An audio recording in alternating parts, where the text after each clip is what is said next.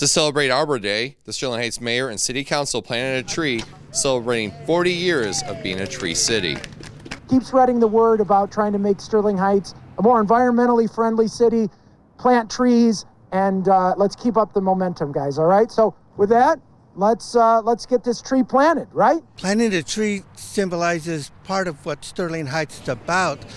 A new beginning every day, growth, maturity, and development, and for everyone to see and enjoy.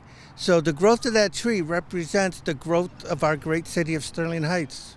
The tree planted in Donovan Park wasn't the only new addition.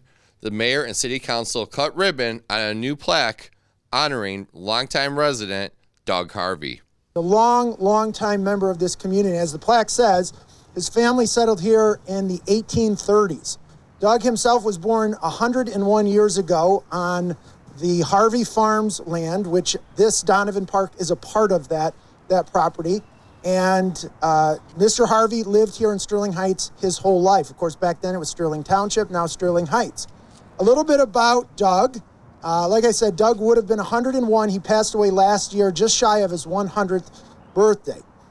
Doug was a World War II veteran. He fought over in Europe in the Battle of the Bulge. He came back home after that and he earned his PhD in metallurgical engineering, and he was a professor at Michigan State University. Go Green.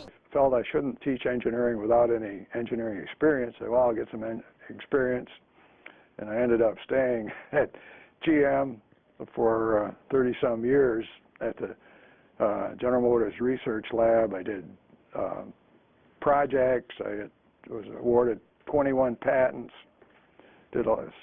solved hopefully some of the divisional problems.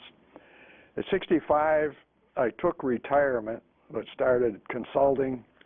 Immediately got Saturn part of GM as a He was, like I said, a lifelong resident of Sterling Heights, a volunteer, and he was always a champion for the city of Sterling Heights. He served on the Board of Code Appeals, and he served for 15 years on our Historical Commission in the city of Sterling Heights as well. And last, I'd like to thank the Harvey family for sharing Doug with us.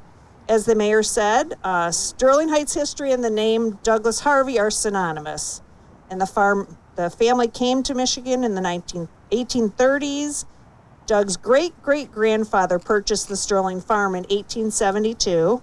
Doug Harvey, at nearly 100 years old, was a fixture of the city's history. He was also a fixture of the Historical Commission. He provided a lot of long-standing information and a lot of great laughs to all of our Historical Commission activities. It's just where he was raised. He knew his family had lived here for so long. His father, my grandfather, was such an example to him. I mean, there's an elementary school named after my grandfather in the Utica Community School District, Jack Harvey.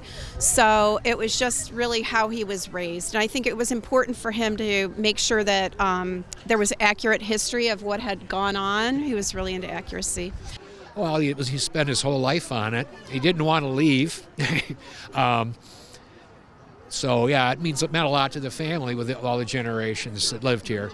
You know, I've got a lot of memories of, these trails when they were cow trails. So